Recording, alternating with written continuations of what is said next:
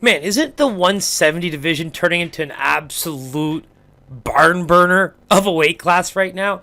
It's almost like we used to have these almost generational groups of fighters in certain weight classes. The light heavyweight division from that Pride era automatically comes to mind. But right now, I mean, the changing of the tide seems to happen so quickly, and it comes with the volume of fighters we have now in the UFC. But you start to really realize after watching that Gilbert Burns fight with Khamzat Chimaev, and now we get Belal Muhammad and Vincent Luque #2.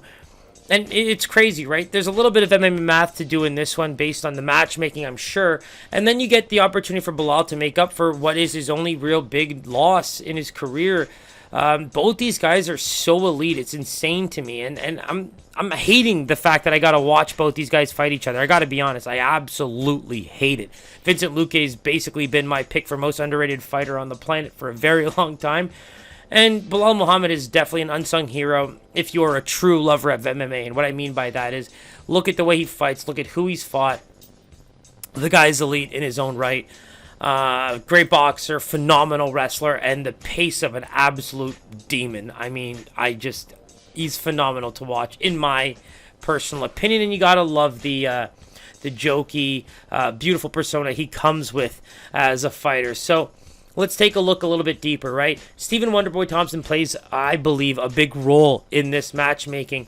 Vincent Luque only lost in the last real while. And then he rips off a 4-fight win streak against some of the best fighters in the world. And then you got Belal Muhammad, who, basically just beat the guy.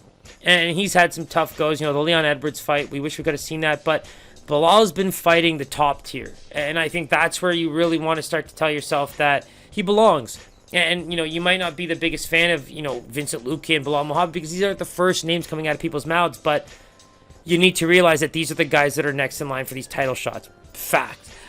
Whoever wins this fight is very much, from a non-persona and let's just make a bunch of money perspective, like an actual fight game, MMA approach to things. These guys are title contenders right now. So I'm pumped as hell. I think the major difference there for Belal Muhammad, when comparing, I guess we don't really like to do MMA math as much, but this one's a good one.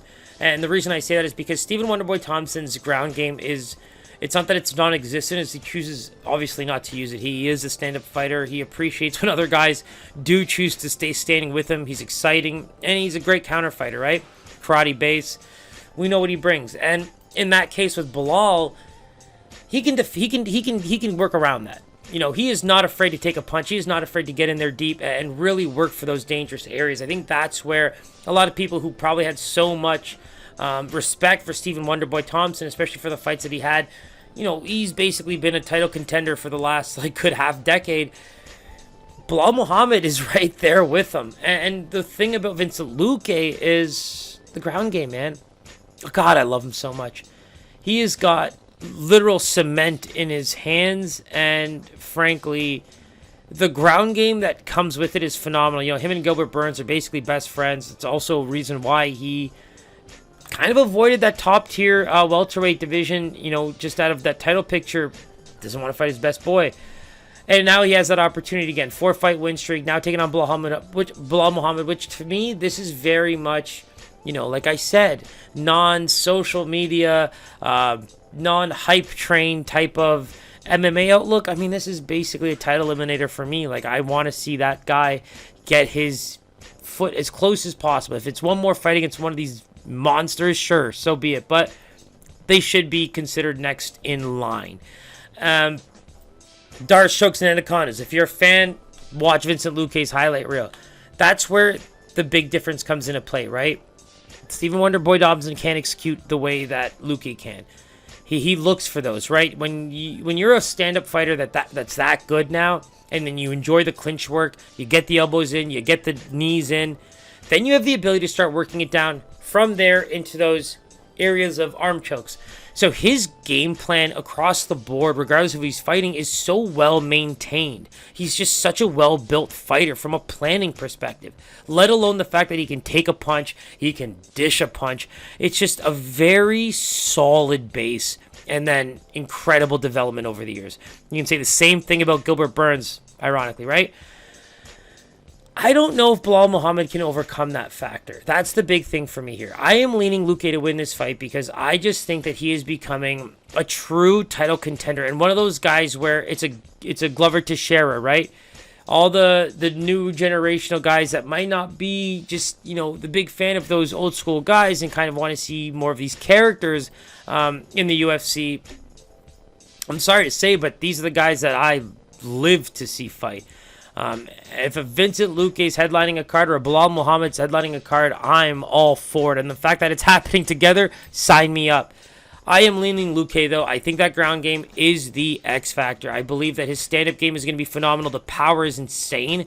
And he can deal with Belal Muhammad's boxing. And the level changing, again, that's where he does his best work. So if he can catch Belal in there, and Belal's a very smart fighter, right? I think he's going to know not to put his head in terrible spots. I think he's going to know to use clinch more, get it up against the fence, avoid the power shots on the feet, and avoid putting your head in terrible areas to get caught in those arm chokes.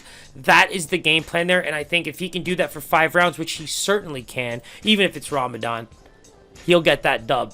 And so I'm rooting for both guys just to have a great showing. I don't want to say anything stupid like eye pokes ending this fight for either guy. I think, it's a may the best man win, and I just am leaning Luque from a pick perspective because I think he's got a lot under his belt to go with, and he seems really, on the cusp of becoming someone great. So, Luque, minus 150 is my call on the line. Let's take a look here. Wow, so this is one of the few lines we've seen come down, right? Minus 210 opener for Luque. Now a minus 170. Belal Muhammad, plus 180 dog. I mean, I wouldn't be surprised if that entire camp on behalf of Belal just dropped a bunch of money and put that line down to plus 145. I mean, if you're going to believe in yourself, you might as well drop it at plus 180, right? I mean, I am super pumped for that main event. We've got To Bronx next, ladies and gentlemen. Oh, your boy's pumped. Let's keep this train rolling. I'm really loving getting, very consistent with the early weeks of videos. We're going to start looking at going live, so stay tuned for that. But as always, picks are going to be up consistently always in my stories on Instagram, but we're going to start utilizing Twitter a bit more as we get our feet wet there. So stay tuned. Big week coming up. Loving these fights. Keep it locked to SookyMMA. Peace.